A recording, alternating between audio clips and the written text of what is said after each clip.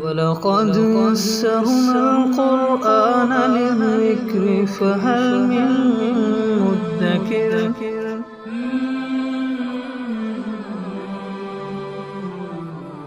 سورہ قیامہ اعوذ باللہ من الشیطان الرجیم بسم اللہ الرحمن الرحیم لا اقسم بیوم القیامہ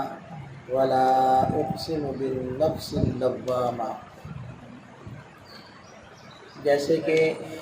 عام طور پر مکی صورتوں کے اندر آخرت کا، یوم قیامت کا اس بات،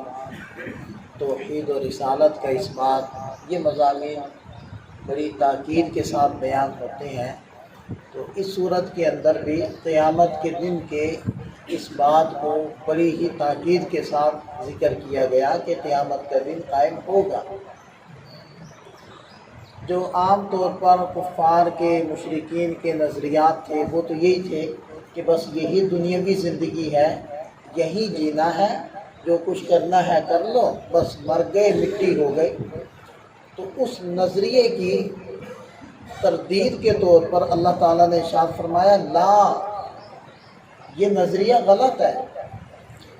اس عقیدے کی کوئی حقیقت نہیں ہے۔ اور آگے ارشاد فرمایا اقسم بیوم القیامہ، میں قسم کھاتا ہوں قیامت کے دن کی۔ ولا اقسم بالنفس اللوامہ، اور پھر لا آیا جس نے پھر تردید کی ان کے باطل نظریات کی، اور ارشاد فرمایا کہ میں قسم کھاتا ہوں ملامت کرنے والے نفس کی۔ نفس اصل میں انسان کی اس اندرونی کیفیت کو کہتے ہیں جس کے اندر خواہشات، جس کے اندر ارادے پیدا ہوتے ہیں۔ اب یہ قرآن کریم نے 3 طرح کے نفس کو ذکر کیا ہے۔ ایک ہے نفس امارۃ بالسوء، کہ جو صرف برائی کا حکم کرتا ہے، نیکی کی طرف آنے ہی نہیں دیتا، جو دل سیاہ ہو جاتے ہیں۔ تو اس قسم کے جو نفس ہوتے ہیں وہ امارے بالسوء ہوتے ہیں، کفار کے۔ اور دوسرا نفس ذکر کیا ہے نفس لوامہ، ملامت کرنے والا نفس۔ اور تیسرا ذکر کیا ہے مطمئنہ، یا ایتھا النفس المطمئنہ۔ مطمئنہ اس نفس کو کہتے ہیں کہ جو نیکی کی طرف رغبت رکھتا ہو اور گناہ کا خیال یا تو اس کے اندر آتا ہی نہ ہو یا بہت کمزور ہو چکا ہو۔ یہ نفس ہوتا ہے انبیاء کرام کا یا اللہ کے نیک بندوں کا نفس مطمئن۔ اور جو نفس امارہ ہوتا ہے وہ کفار کا ہے، اور جو نفس لوامہ ہے وہ عام گنہگار ایمان والوں کا نفس ہوتا ہے۔ یہاں اللہ تعالیٰ نے نفس لوامہ کی قسم کھائی کہ میں قسم کھاتا ہوں ملامت کرنے والے نفس کی، کہ انسان کے اندر اللہ تعالیٰ نے ایک نفس ایسا رکھا ہے کہ جو برائی کرنے پر، بے انصافی کرنے پر، ظلم کرنے پر، گناہ کرنے پر انسان کو ملامت کرتا ہے، برا بھلا کہتا ہے۔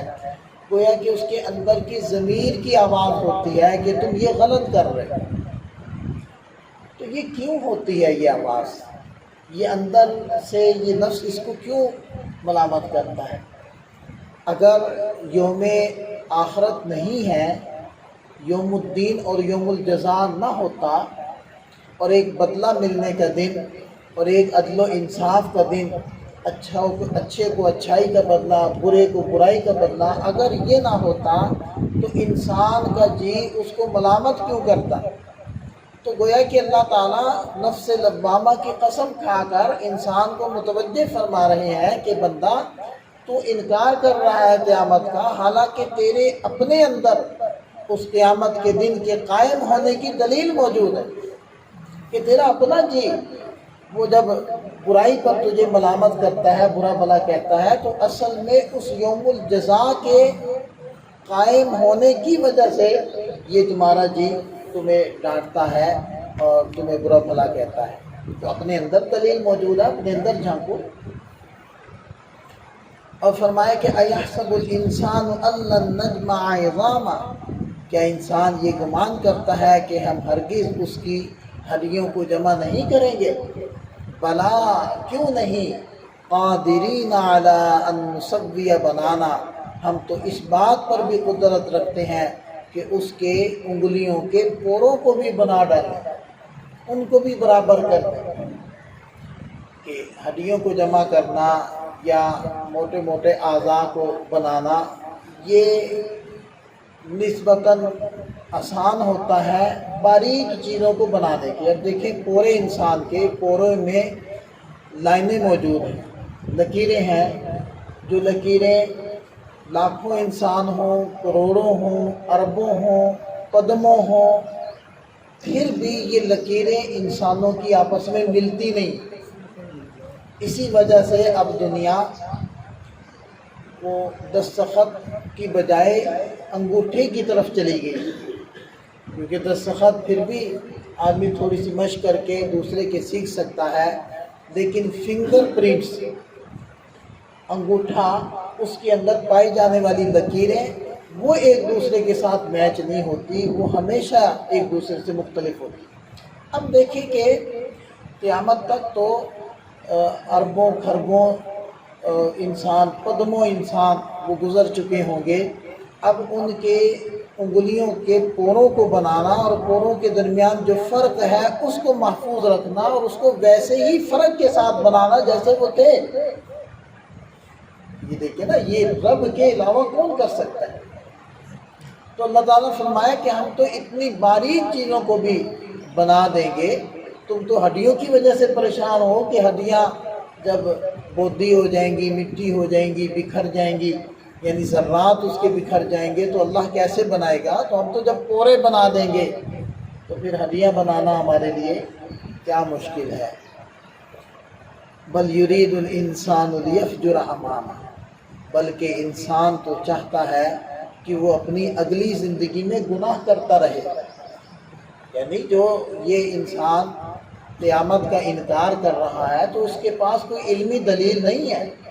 کسی دلیل کی بنیاد پر انکار نہیں کر رہا، اس لیے کر رہا ہے کہ اگر میں نے یوم الجزا کو مان لیا، میں قیامت پر ایمان لے آیا، تو پھر جو گناہ میں کر رہا ہوں وہ چھوڑنے پڑیں گے۔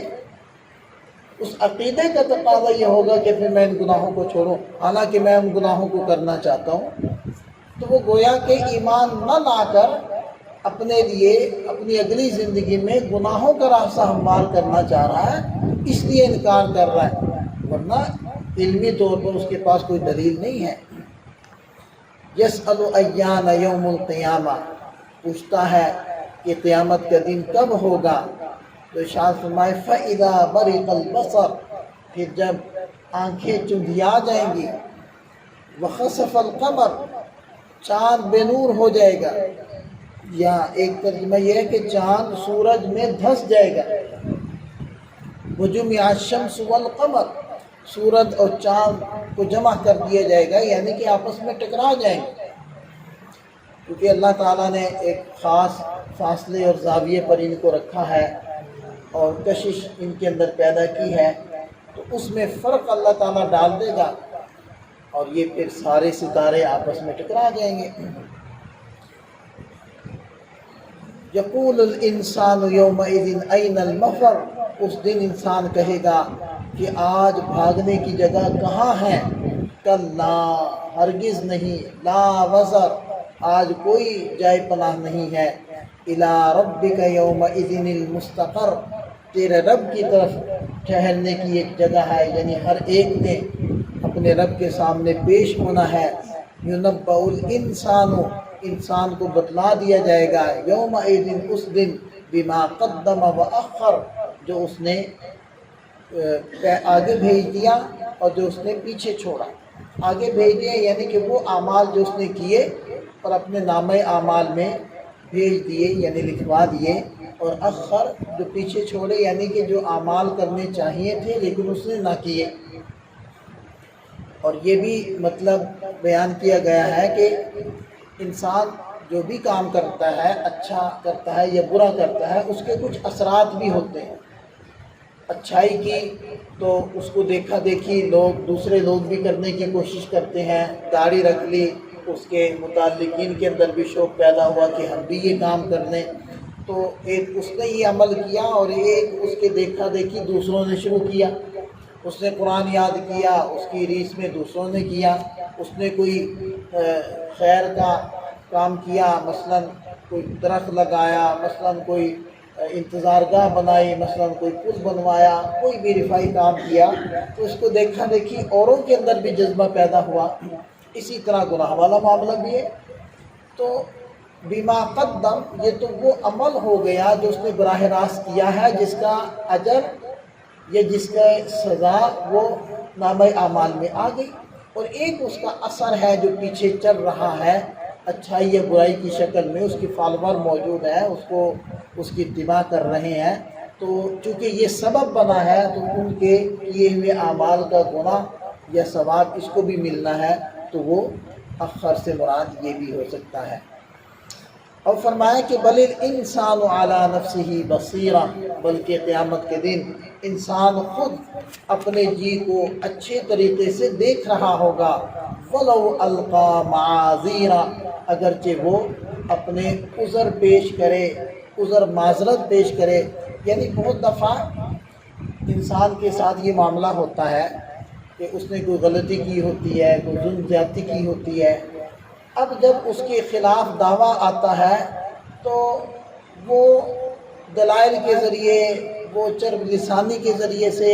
اپنا بے قصور ہونا، بے گناہ ہونا ثابت کر دیتا ہے، اور کوئی بھی کام اس نے کیا ہوتا ہے تو اس کی آزار بھی پیش کر دیتا ہے کہ میں نے اس عذر کی وجہ سے کیا تھا، اور اگلے کو مطمئن بھی کر دیتا ہے، لیکن اس کا دل اس کو ملامت کر رہا ہوتا ہے کہ تم جھوٹ بول رہے ہو، تم غلط کہہ رہے ہو، تمہارا اندر یہ جذبہ تو نہیں تھا۔ تو بالکل اسی طرح کل قیامت کے دن یہ جھوٹے عذر تو پیش کرے گا اور مطمئن کرنے کی کوشش کرے گا، لیکن اپنی بد عملیوں کے اوپر اس کا اپنا دل ملامت کر رہا ہوگا کہ تو نے اپنی سرکشی کی وجہ سے اور اپنی دنیاوی زندگی کو گناہوں کے ساتھ گزارنے کی وجہ سے تم نے یہ سارے کام کیے تھے، عذر تمہارا کوئی نہیں تھا۔ تو وہ خود، جیسے کہ ایک اور جگہ آتا ہے نا کہ اللہ تعالیٰ نامہ اعمال انسان کے سامنے پیش کر کے فرمائے گا کہ پڑھ لے، کفا بنفسک اليوم علیک حسیبا، آج حساب کرنے کے لیے تو خود کافی ہے، خود اپنا حساب کر لے۔ اور پھر وہ جب نامہ اعمال دیکھے گا وہ کہے گا ما لہذا الکتاب لا یغادر صغیرۃ ولا کبیرۃ الا احصاها، یہ کیسا اعمال نامہ ہے جس نے چھوٹی بڑی کسی بات کو بھی نہ چھوڑا، ہر بات کو لکھ لیا، چاہے وہ اچھی تھی یا بری تھی۔ تو انسان خود اپنا حساب کرنے کے لیے کافی ہوگا، اور خود وہ اپنے جی کو دیکھ رہا ہوگا اگرچہ وہ عذر معذرت پیش کر رہا ہو۔ اللہ تعالیٰ ہمیں آخرت کا یقین نصیب فرمائے، اور اپنے سامنے پیشی کا، اپنے سامنے حاضری کا یہ جو عقیدہ اور نظریہ ہے اس کا استحضار ہمیں نصیب فرمائے۔ یہی وہ طاقت ہے کہ جو انسان کو باز رکھتی ہے، بچاتی ہے، یعنی جیسے کہتے ہیں نا کیمرے کی آنکھ تجھے دیکھ رہی ہے، تو وہ بعض جگہوں پر وہ جو کیمرے کی آنکھ ہوتی ہے وہ انسان کو بہت ساری گناہوں سے بچاتی ہے، یعنی کہ جو اس ایریے کے قوانین ہیں اس کے خلاف ورزی کرنے سے بچاتی ہے۔ تو اسی طرح یہ ہے وہ کیمرے کی آنکھ، آخرت کا تصور جو انسان کو برائی سے روکتا ہے۔ اللہ تعالیٰ ہم سب کو سمجھ عطا فرمائے۔